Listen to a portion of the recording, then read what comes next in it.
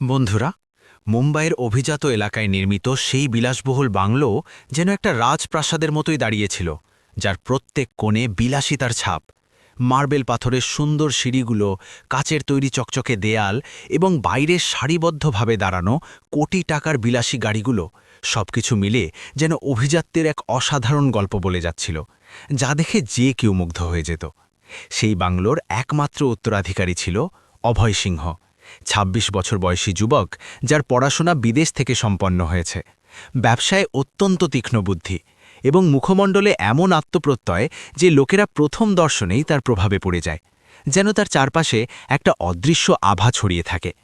কিন্তু আজকে সে অস্থির হয়ে পড়েছে। তার মা রেখা সিংহ তার ঘরে এসে নরম স্বরে বললেন, অভয়, সন্ধ্যায় মেয়ের পরিবারের সাথে দেখা করতে যেতে হবে, প্রস্তুত হয়ে থাকো। অভয় হালকা একটা হাসি দিল, কিন্তু তার মনে একটা প্রশ্ন ঘুরপাক খাচ্ছিল। সেই মেয়ে কি আমাকে সত্যিকারের ভালোবাসবে, নাকি আমার ধন সম্পত্তির প্রতি আকৃষ্ট হবে? মেয়ের নাম ছিল প্রিয়া মেহতা, মধ্যবিত্ত পরিবারের সদস্য। বাবা স্কুলের শিক্ষক, মা গৃহিণী। ছবিতে প্রিয়ার হাসি সরলতায় পরিপূর্ণ ছিল, চোখে ছিল একটা নির্মল মাসুমিয়ত। কিন্তু সে কি আসলেই সত্যবাদী ছিল? অভয়ের বন্ধু রাহুল একদিন বলেছিল, ভাই, ধনী ব্যক্তির সাথে লোকেরা সম্পর্ক গড়ে না, তার ধন দৌলতের সাথে সম্পর্ক স্থাপন করে। সেই কথা অভয়ের হৃদয়ে গেঁথে গিয়েছিল। অভয় সেই সন্ধ্যায় তার ঘরে বসে সিদ্ধান্ত নিল, যদি তাকে আমার প্রতি সত্যিকারের ভালোবাসা থাকে, তাহলে সে আমার সত্যতার আগে আমার মানুষীয় গুণাবলীকে দেখবে। এবং সে ঠিক করল, সে তার ভবিষ্যৎ স্ত্রীর পরীক্ষা নেবে। কিভাবে?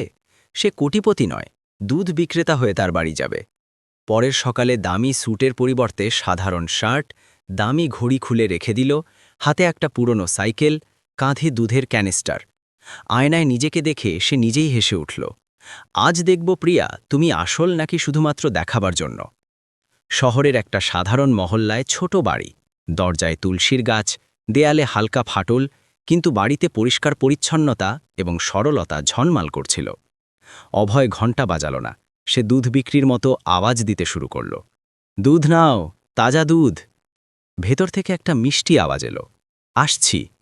দরজা খুলল এবং সামনে ছিল প্রিয়া।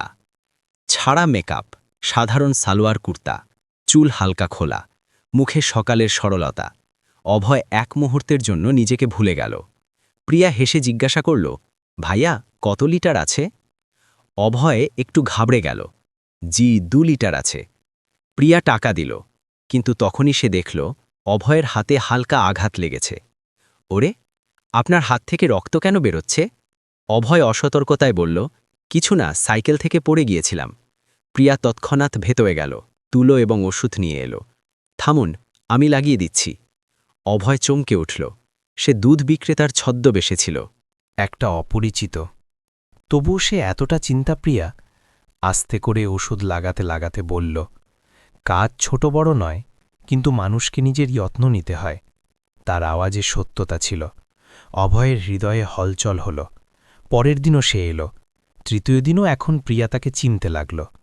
আরে দুধ বিক্রেতা ভাইয়া, আজ দেরি হয়ে গেল। অভয় হেসে, রাস্তায় ট্রাফিক ছিল।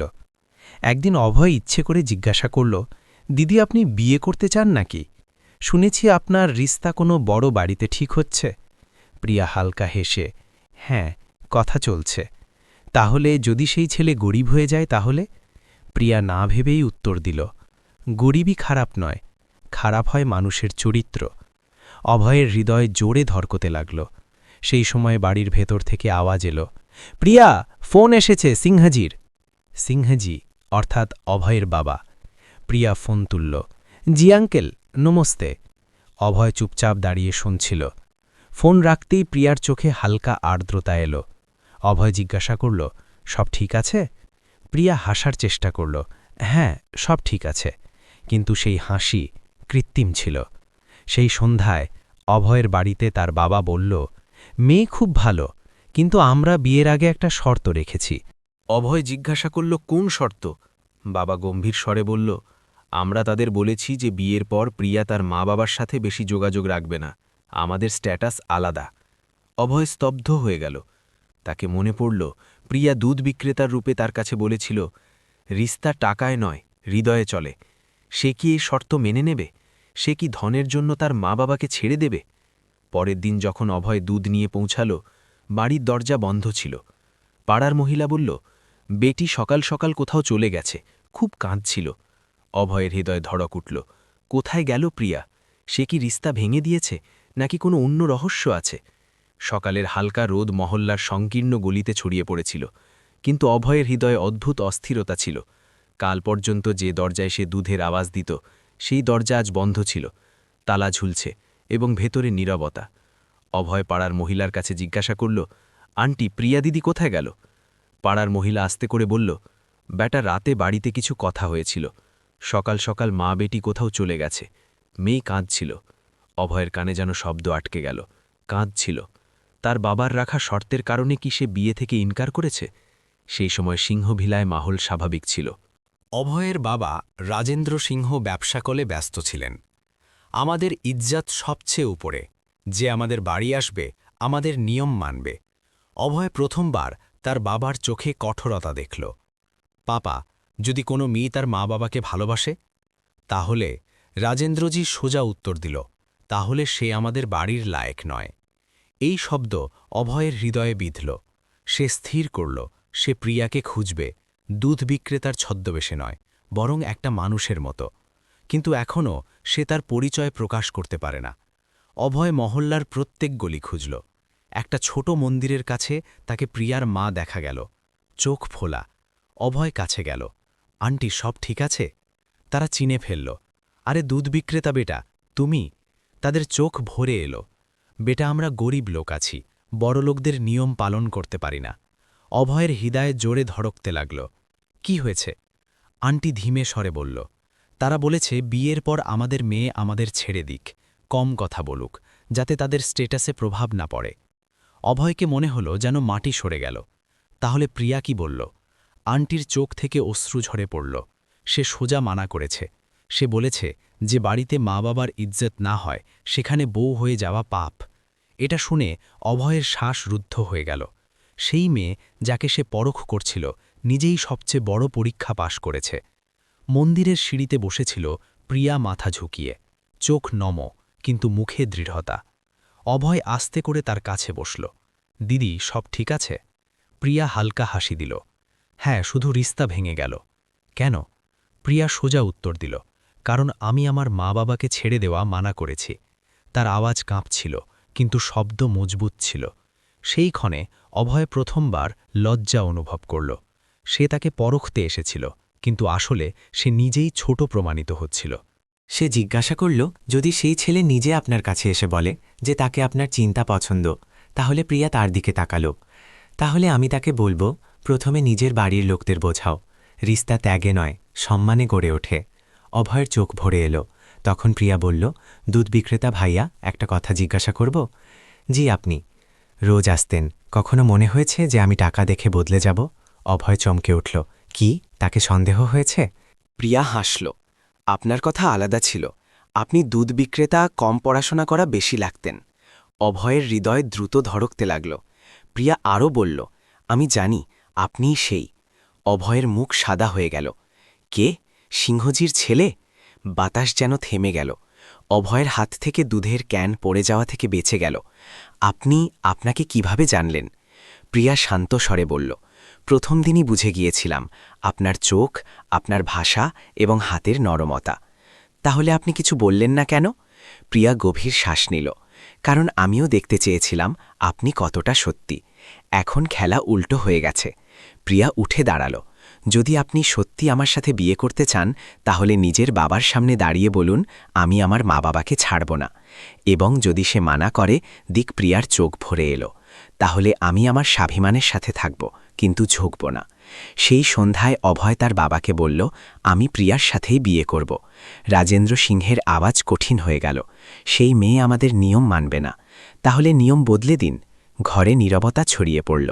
রাজেন্দ্রজি প্রথমবার তার ছেলের চোখে বিদ্রোহ দেখল। যদি তুমি সেই মেয়ের সাথে বিয়ে করো, তাহলে এই বাড়ি থেকে তোমার সম্পর্ক শেষ। এই শব্দ দেয়ালে ধাক্কা খেল। অভয়ের সামনে দুটো পথ ছিল, বাবার ধন, প্রিয়ার সত্যতা, এবং সে সিদ্ধান্ত নিল। সিংহবিলার বিশাল হলে সেই সন্ধ্যায় অদ্ভুত নীরবতা ছিল। একদিকে দাঁড়িয়েছিলেন রাজেন্দ্র সিংহ, শহরের নামকরা উদ্যোগপতি, আওয়াজে রুটপা, চোখে আদেশ। অন্যদিকে দাঁড়িয়েছিল তার ছেলে অভয়। আজ প্রথমবার বাবা এবং ছেলের মাঝে শুধু চিন্তার ফারাক নয়, বরং জীবনের পথ আলাদা হচ্ছিল। রাজেন্দ্র সিংহ ঠান্ডা স্বরে বলল, ভেবে নাও অভয়, এই বাড়ির প্রত্যেক জিনিস তোমার নামে, কোম্পানি, গাড়ি, ধন, সব কিছু। কিন্তু যদি তুমি সেই মেয়েকে বেছে নাও, তাহলে এটা সব শেষ। ঘরে ঘড়ির টিকটিক স্পষ্ট শোনা যাচ্ছিল। অভয় থিমে কিন্তু দৃঢ়স্বরে বলল, পাপা, যদি ধনের জন্য মানুষত্ব ছাড়তে হয়, তাহলে এমন ধনের কি লাভ? রাজেন্দ্রজির মুঠু ভেঙে গেল। তাহলে এটা তোমার শেষ সিদ্ধান্ত অভয়? মাথা ঝুঁকিয়ে বলল, হ্যাঁ। তার মা রেখা সিংহ দরজায় দাঁড়িয়ে সব শুনছিল, চোখে অশ্রু। সে চাইছিল ছেলে সুখী থাকুক, কিন্তু বাড়ি যেন না ভাঙে। তারা ধীমে করে বলল, অভয়, একবার আর ভেবে নাও। অভয় মায়ের কাছে গেল। মা, আপনি আমাকে সবসময় শিখিয়েছেন রিস্তা সম্মানে গড়ে ওঠে। রেখাজি চুপ হয়ে গেলেন। সেই রাতে অভয় তার ঘর শেষবার দেখল। দামি ঘড়ি, ব্র্যান্ডেড কাপড়, কারের চাবি সব টেবিলে রেখে দিল। শুধু একটা ব্যাগ তুলল এবং বেরিয়ে পড়ল। পিছন থেকে রাজেন্দ্র সিংহের আওয়াজ এলো, আজ থেকে তুমি আমাদের জন্য মরে গেছ। এই শব্দ তীরের মতো লাগল, কিন্তু পা থামল না। প্রিয়া তার ছোট বাড়িতে বসেছিল। রিস্তা ভেঙে গেছে। মা চুপ ছিল, বাবার চোখে চিন্তা। দরজায় টোকা পড়ল। প্রিয়া দরজা খুলল। সামনে দাঁড়িয়েছিল অভয়, ছাড়া স্যুট, ছাড়া রুট, বা শুধু একটা সাধারণ শার্ট এবং ব্যাগ। প্রিয়া কিছুক্ষণ তাকে দেখতে লাগল। আপনি অভয়? গভীর শ্বাস নিল। আমি বাড়ি ছেড়ে এসেছি। বাড়ির ভেতর নীরবতা ছড়িয়ে পড়ল। বাবা জিজ্ঞাসা করল, অর্থ? অর্থ আমি আপনার সামনে ঝুঁকে যাবার বদলে নিজের বাবার বিরুদ্ধে দাঁড়ানোর সিদ্ধান্ত নিয়েছি। প্রিয়ার চোখ ভরে এলো। আপনি এটা কি করলেন? অভয় হেসে বলল, আপনি আমাকে শিখিয়েছেন স্বাভিমান কি। কিন্তু গল্প এখানে সহজ নয়। টাকা নেই, না চাকরি, না বাড়ি। অভয় প্রথমবার জীবনের আসল মাটি অনুভব করল।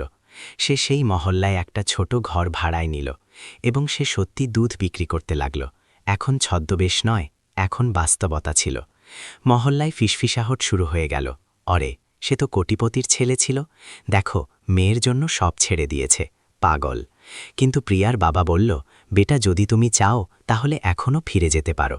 অভয় মাথা নাড়ল, না আঙ্কাল, এখন আমি নিজে উপার্জন করে দেখাব। কয়েক মাস কেটে গেল। অভয় সকাল 4 বাজে উঠত, দুধ সাপ্লাই করত। দুপুরে ছোট ডেয়ারির দোকান সামলাত। হাতে ফোসকা পড়ে গিয়েছিল, কিন্তু মুখে সন্তোষ ছিল। একদিন প্রিয়া জিজ্ঞাসা করল, ক্লান্ত হন না? অভয় হেসে উঠল, আগে কখনো পরিশ্রম করিনি, এখন বুঝছি রুটি উপার্জন কি। এরই মাঝে খবর এলো, সিংহ গ্রুপকে বড় ক্ষতি হয়েছে। শেয়ার পড়ে গেছে, পার্টনার ধোঁকা দিয়েছে, রাজেন্দ্র সিংহ অসুস্থ হয়ে পড়েছেন। এই খবর পুরো শহরে ছড়িয়ে পড়ল। প্রিয়া অভয়কে বলল, আপনাকে বাড়ি যেতে হবে। অভয় চুপ রইল। তারা আপনাকে বাড়ি থেকে বের করে দিয়েছিল। প্রিয়া ধীমে করে বলল, কিন্তু তারা আপনার বাবা। অভয়ের ভেতর সংঘর্ষ শুরু হয়ে গেল। সে ফিরে যাবে নাকি তার সিদ্ধান্তে অটল থাকবে? সেই রাতে তার ফোনে একটা অজানা নম্বর থেকে কল এলো। অন্যদিকে আওয়াজ ছিল, যদি তুমি সত্যি তোমার বাবার সাহায্য করতে চাও, তাহলে কাল রাতে পুরনো ফ্যাক্টরিতে মিলো। অভয় চমকে উঠল, কে বলছেন? লাইন কেটে গেল। পুরনো ফ্যাক্টরি? কে ছিল সে? এটা কি বাবার ব্যবসার সাথে যুক্ত কোনো রহস্য ছিল, নাকি কোনো ষড়যন্ত্র? এবং অভয় কি ফিরে তার পুরনো জীবনে পা রাখবে? রাত 11টা বাজে। শহরের লাইটগুলো ধীরে ধীরে ম্লান হচ্ছিল, কিন্তু অভয়ের হৃদয়ের ধড়কনগুলো দ্রুত হচ্ছিল। পুরনো ফ্যাক্টরি, সেই জায়গা যেখানে কখনো সিংহ গ্রুপের প্রথম প্ল্যান্ট শুরু হয়েছিল, এখন সেটা বন্ধ পড়ে আছে। ভাঙা দেয়াল, মূর্ছে পড়া গেট এবং ভেতরে ছড়ানো নীরবতা। অভয় প্রিয়ার দিকে তাকালো, আমাকে যেতে হবে। প্রিয়া শুধু বলল, সতর্ক থাকুন। ফ্যাক্টরির ভেতর হালকা টর্চের আলো দেখা গেল। কে আছে? অভয় আওয়াজ দিল। অন্ধকার থেকে একটা লোক বাইরে এলো। সেই ছিল বিজয় গুপ্তা, সিংহ গ্রুপের পুরনো ব্যবসা পার্টনার। তুমি এসে গেছ, ভালো করেছ। অভয়ের চোখ সংকুচিত হয়ে গেল। আপনি ফোন করেছিলেন? বিজয় হালকা হাসি দিল, হ্যাঁ, কারণ সত্যতা জানার অধিকার শুধু তোমার আছে। বিজয় বলল, তোমার বাবা আমাকে ব্যবসা থেকে বাইরে বের করে দিয়েছিলেন, আমি প্রতিশোধ নিয়েছি। অভয়ের হৃদয়ে ধড়ক উঠল। অর্থ, কোম্পানির বড় ক্লায়েন্টদের আমি অন্য ডিল দিয়েছি, শেয়ার পড়িয়েছি, ক্ষতি করিয়েছি। অভয় রাগে ভরে গেল। আপনাকে লজ্জা হয়নি? বিজয় হাসল। ব্যবসায় ভাবনা হয় না। কিন্তু পরের মুহূর্তে বিজয়ের আওয়াজ বদলে গেল। কিন্তু একটা আরও সত্য আছে। তোমার বাবা তোমাকে বাড়ি থেকে বের করেননি, তারা নিজেকে শাস্তি দিয়েছেন। অভয় চমকে উঠল। কি অর্থ? বিজয় বলল, যখন তুমি বাড়ি ছেড়ে গেলে রাজেন্দ্র সিংহ ভেঙে পড়েছিলেন। তারা প্রথমবার মেনেছেন যে তারা ভুল ছিলেন। অভয়ের গলা শুকিয়ে গেল। তাহলে তারা আমার সাথে এমন ব্যবহার কেন করলেন? বিজয় গম্ভীর স্বরে বলল, কারণ তারা তোমার পরীক্ষা নিচ্ছিলেন। বিজয় বলল, তারা জানতে চেয়েছিলেন কি তার ছেলে ধনের গোলাম নাকি তার সিদ্ধান্তের মালিক। অভয় স্তব্ধ দাঁড়িয়েছিল। এবং যখন তুমি সত্যি বাড়ি ছেড়ে গেলে তারা আমাকে বললেন, এখন আমি বুঝলাম আমার ছেলে আমার থেকে বড় মানুষ। এতক্ষণে ফ্যাক্টরির বাইরে গাড়ির আওয়াজ এলো। কিছু লোক ভেতরে ঢুকে পড়ল। বিজয় ঘাবড়ে গেল। আমাকে জানা ছিল না এই লোকেরা এখানে আসবে। অভয় বুঝল, সম্ভবত এরা সেই লোকেরা যাদের সাথে বিজয় ডিল করেছে। একটা লোক চিৎকার করল, কাগজ কোথায়? বিজয় কাঁপতে লাগল। অভয় এগিয়ে গেল। যদি কাগজ চাই তাহলে প্রথমে সত্য শোনো। সেই লোকদের উদ্দেশ্য স্পষ্ট ছিল। তারা বিজয়কে ব্ল্যাকমেল করছিল। অভয় তৎক্ষণাৎ বুদ্ধি দেখাল, তোমরা যদি এটা সব বাইরে নিয়ে যাও তাহলে নিজেরাই ফেসে যাবে। কিছুক্ষণ বিতর্ক হল। তারপর হঠাৎ পুলিশের সাইরেনের আওয়াজ গুঞ্জরিত হল। আসলে প্রিয়া অভয়ের লোকেশন ট্র্যাক করেছে এবং বিপদ অনুভব হতেই পুলিশকে খবর করেছে। লোকেরা পালিয়ে গেল। বিজয় মাটিতে বসে পড়ল। আমি হেরে গেলাম, তোমার বাবার থেকেও এবং তোমার থেকেও। সে সব দস্তাবেজ অভয়কে দিয়ে দিল। এটা সব নিয়ে যাও, কোম্পানি বাঁচাও।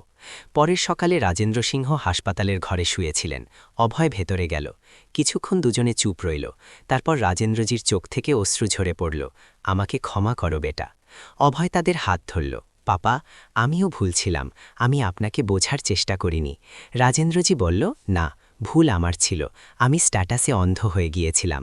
রাজেন্দ্র সিংহ বলল, যদি প্রিয়া তোমার সাথে থাকে তাহলে আমি তাকে আমার মেয়ের মতো স্বীকার করছি।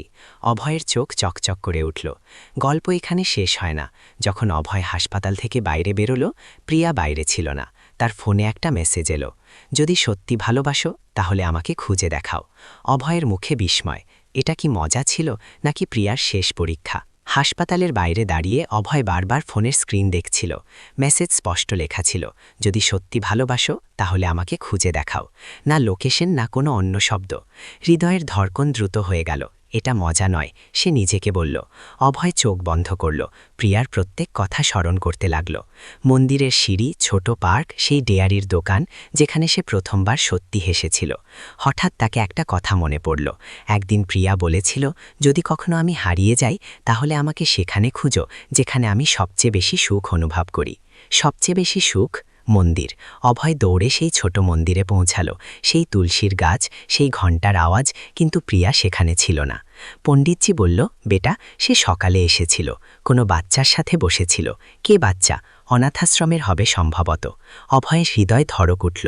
তাকে মনে পড়ল, প্রিয়া সবসময় বলতো, যদি কখনো টাকা হয় তাহলে আমি অনাথ বাচ্চাদের জন্য কিছু করব। শহরের বাইরে একটা ছোট অনাথাশ্রম, দেয়ালে ফিকে পড়া রং, ভেতরে বাচ্চাদের হাসি। অভয় ভেতরে গেল এবং সামনে যে দৃশ্য ছিল সেটা তার চোখ নম করে দিল। প্রিয়া মেঝেতে বসেছিল, 4টি ছোট বাচ্চা তার চারপাশে। সে তাদের খাবার খাওয়াচ্ছিল। প্রিয়া তাকে দেখল, কিন্তু এবার সে হাসল না। আপনি এখানে কেন এসছেন? অভয় সোজা উত্তর দিল, কারণ আমি তোমাকে হারাতে চাই না। প্রিয়া উঠে দাঁড়াল, এবং যদি আমি বলি যে আমি তোমার জীবন থেকে দূর থাকতে চাই? অভয় চমকে উঠল। কেন? প্রিয়ার আওয়াজ কাঁপল। কারণ আমি চাই না যে তোমার এবং তোমার বাবার মাঝে আর কখনো আমার কারণে দূরত্ব আসুক। কিন্তু পাপা মেনে নিয়েছেন, আজ মেনেছেন, কাল আর কিছু বদলে গেল তাহলে? অভয় তার হাত ধরল। রিস্তা ভয় নয়, বিশ্বাসে চলে। প্রিয়া বলল, যদি সত্যি আমার সাথে বিয়ে করতে চাও তাহলে প্রথমে এটা প্রমাণ করো যে তুমি শুধু আমার জন্য নয়, এই বাচ্চাদের জন্য চিন্তা করতে পারো। অভয় চারপাশে দেখল, বাচ্চাদের চোখে আশা ছিল। কি করতে হবে?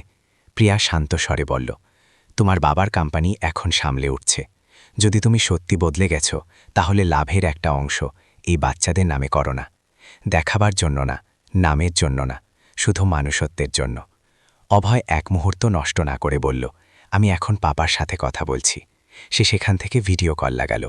রাজেন্দ্র সিং স্ক্রিনে এলেন। হ্যাঁ বেটা। অভয় বলল, পাপা, যদি সিংহ গ্রুপ সত্যি আবার উঠবে তাহলে তার প্রথম প্রজেক্ট হবে একটা ট্রাস্ট, অনাথ বাচ্চাদের পড়াশোনা এবং লালন পালনের জন্য। রাজেন্দ্রজি কিছুক্ষণ চুপ রইলেন, তারপর তাদের চোখ ভরে এলো।